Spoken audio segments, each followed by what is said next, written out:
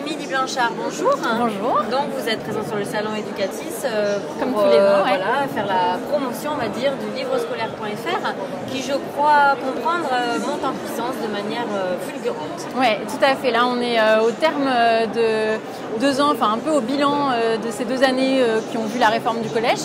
Donc on est très très heureux de la progression, puisque là on est à 10% à peu près du marché sur les manuels scolaires vendus sur le collège. On couvre quasiment toutes les matières du collège, qui est aussi une nouveauté pour nous.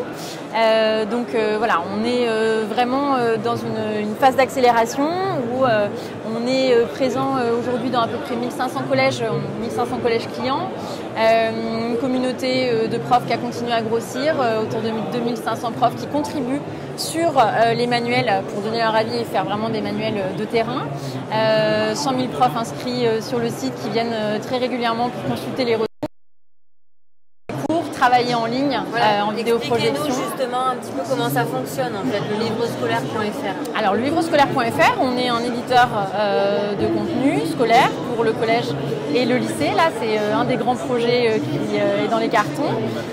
On a une version papier et une version numérique, donc sous la forme d'un site internet en accès libre et gratuit pour tous les collègues, indépendamment de l'achat ou non des manuels papier, et des services numériques qu'on va monétiser, notamment les applications tablettes qui sont sous la forme d'abonnement de l'établissement, et également des services d'échange entre l'enseignant et ses classes, donc ce qu'on appelle la classe numérique, également sur l'abonnement de l'établissement. Donc ça va être des évaluations en ligne, ça va être la possibilité d'avoir un petit mur de classe pour échanger des documents, des infos, etc.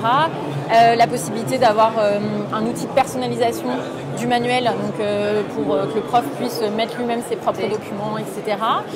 Et puis là, nouveauté aussi, on vient de sortir des cahiers de révision. Donc c'est vraiment un outil pour les révisions, pour la paix, pour la remédiation, qui va prendre la forme de petites sessions d'exo assez ludiques pour les élèves, et l'enseignant va pouvoir suivre les résultats, suivre les progrès des uns et des autres, voir les éventuels points de blocage, identifier les élèves qu'il faut aller accompagner sur tel ou tel point, etc. Donc pas mal de choses en ce moment. Donc croissance encourageante pour le livrescolaire.fr, mais aussi croissance encourageante pour les manuels numériques tout simplement. Croissance encourageante pour les manuels numériques, là on sent vraiment que ça prend, que ça démarre, et ça fait plaisir aussi parce que on le voit dans tous les établissements maintenant, ça bouge vraiment sur le numérique, sur les tablettes mais pas que, donc c'est un beau Est-ce que c'est le résultat du plan numérique, vous pensez? Ça a joué incontestablement, notamment sur la partie équipement. Mais plus largement, c'est un mouvement que nous, on a bien pu évoluer. Là, on s'est lancé, maintenant, ça fait 8 ans déjà. Et on a vu, au fur et à mesure du temps, les enseignants s'emparer de plus en plus des outils numériques, des ressources numériques, et être de plus en plus à l'aise avec ces ressources. Donc, c'est aussi un mouvement de fond où les enseignants ont de plus en plus envie de tester, de s'approprier. Quasiment tous les profs maintenant, vidéoprojettent bien sûr, ont un usage du numérique quotidien en fait. Toutes disciplines confondues. Toutes disciplines confondues. Voilà, bien sûr. Disciplines qui sortent du lot. Ils sont toujours un peu plus technophiles et en même temps, on a plein d'exemples de profs de français qui sont numériques, qui font des super scénarios pédagogiques avec le numérique, et puis des profs d'histoire, et puis des profs de langue aussi qui sont très sur le numérique, avec l'audio bien sûr. Donc il n'y a pas vraiment de matière qui se démarque, même si bien sûr il y a des petites sensibilités, quoi.